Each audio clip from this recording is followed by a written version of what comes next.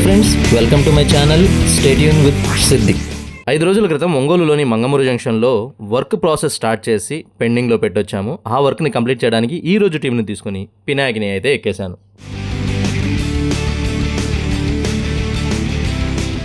Sankranti season కావడం వల్ల train మొత్తం ఫుల్ ప్యాక్డ్గా ఉంది. ఎలాగోలాగా ఒంగోలు స్టేషన్కి అయితే 8:30 కల్లా చేరుకున్నాము. అక్కడ నుండి మా వర్క్ ప్లేస్కి ర్యాపిడోలో బయలుదేరిపోయాము. మనం వర్క్ స్టార్ట్ చేసినప్పుడు ఎలక్ట్రికల్ వర్క్ అంతా పెండింగ్లో ఉంది, కానీ ఇప్పుడు టోటల్ షోరూంలో కూడా వైరింగ్ పాయింట్స్ అన్ని లాగేస్తున్నారు. సో మనం వర్క్కి ఎక్కాల్సిన టైం వచ్చేసింది. Start camera. Same to same ఇదే విధంగా నేను కూడా కెమెరా స్టార్ట్ అయిపోయింది, వర్క్ కూడా స్టార్ట్ చేయండి, వీడియో కూడా అప్లోడ్ అవుతుందని చెప్పాను. అంతే, వెంటనే మా వాళ్ళు వెనక ముందు ఆలోచించకుండా పనిలో దూకేసి ఆ 2 రోజుల ముందు మేము ఏదైతే పంపించామో మెటీరియల్ ఒంగోలుకి, ఆ ఒంగోలు మెటీరియల్ మొత్తాన్ని చెక్ చేసుకొని వర్క్ కూడా స్టార్ట్ చేశారు. షోరూమ్ యొక్క ఇన్నర్ లుక్ వచ్చి ఓపెన్ టైప్ సీలింగ్, కాబట్టి వర్క్ యొక్క అవుట్ లుక్ అనేది పర్ఫెక్ట్గా ఉండాలి. అంటే ప్రతి పని మనం పర్ఫెక్ట్గా చేయాలి. సో కాపర్ పైప్లన్నీ మెజర్మెంట్ తీసుకొని బెండర్ సాయంతో కాపర్ పైప్ని బెండింగ్ చేసుకొని వినైల్ టైపింగ్ చేసుకొని రెడీగా ఉంచుకున్నాం. ఇలా అందంగా ముస్తాబైన అనకొండని ఇండోర్ యూనిట్ వద్దకు సాగనంపే పనిలో పడ్డాం. మొదటి రోజు పనిచేసినప్పుడు మా దగ్గర చాలా తక్కువ సమయం ఉండడంతో కేవలం ఒక అవుట్డోర్ యూనిట్ మాత్రమే స్టాండ్ మీదకి ఎక్కించాం. సో ఈ రోజు రెండో యూనిట్ని కూడా దాని ప్లేస్లోకి ఎక్కించి కాపర్ పైప్ లైన్ని ఇంది వరకు లాగానే యాస్టీస్గా లోపలికి పంపించి రెండింటి యొక్క copper pipe line flarings indoor and outdoor side 2 వైపులా చేసేసి పవర్ కనెక్షన్ ఇచ్చి వ్యాక్యూమ్ కనుక మనం పెట్టేస్తే క్యాసెట్ ఏసీస్ వరకు పని కంప్లీట్ అవుతుంది. కేవలం డ్రైన్ పైప్ మాత్రమే మిగులుతుంది. సో తర్వాత మనం స్ప్లిట్ ఏసీస్ మీద వర్కౌట్ చేయొచ్చు అనే ఉద్దేశంతో ముందు 2 క్యాసెట్ ఏసీస్ని కంప్లీట్ చేసే పనిలో పడ్డాం.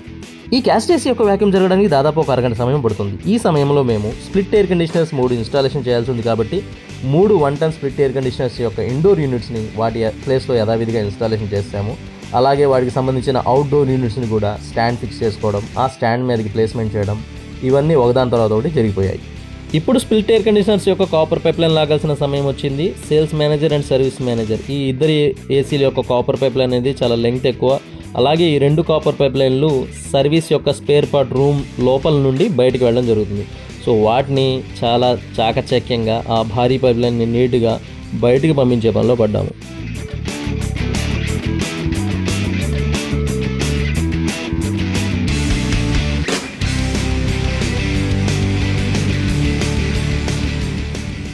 ఇప్పుడు 5 ఏసీల యొక్క ఫైనల్ అవుట్పుట్ చేద్దాం. ఇది ఏదైతే ఉందో కస్టమర్ లాంజ్ యొక్క అవుట్డోర్ యూనిట్, అలాగే ఇవి 2 sales manager and service manager యొక్క అవుట్డోర్ యూనిట్స్, ఆ తర్వాత 2 షోరూమ్ యొక్క క్యాసెట్ ఏసీస్ యొక్క అవుట్డోర్ యూనిట్స్. వీటికి సంబంధించిన pipe line work, drain pipe line work, అలాగే electrical work, vacuum work, gas release అన్నీ కంప్లీట్ అయిపోయాయి. అలాగే మీకు ఇండోర్ యూనిట్స్ కూడా చూపిస్తానండి. కస్టమర్ లాంజ్ యొక్క ఇండోర్ యూనిట్, అలాగే సర్వీస్ మేనేజర్ యొక్క ఇండోర్ యూనిట్, దాని తర్వాత సేల్స్ మేనేజర్ యొక్క ఇండోర్ యూనిట్. ఈ విధంగా అన్ని కాపర్ పైప్ లైన్ నీట్గా లాగేసి వర్క్ అయితే చాలా క్లియర్గా పర్ఫెక్ట్గా అందించేసాము. పొద్దున మేము వచ్చిన పినాకిని అందుకుంటామేమో అనుకున్నాం, కానీ వర్క్ లేట్ అవ్వడం వల్ల, పవర్ కనెక్షన్ లేకపోవడం వల్ల చాలా ఆలస్యం అయితే జరిగింది. సో రిటర్న్లో మేము పద్మావతి ట్రైన్ ఎక్కి విజయవాడ అయితే చేరుకున్నాము. దాదాపు అర్ధరాత్రి 1 గంటకి విజయవాడలో మేము అడుగుపెట్టాము.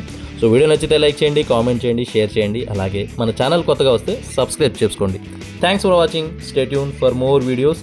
ఇలాంటి మరిన్ని అప్డేట్స్ కోసం మన ఛానల్ యొక్క బెల్ బటన్ని కూడా ప్రెస్ చేసి ఉంచండి. Thank you.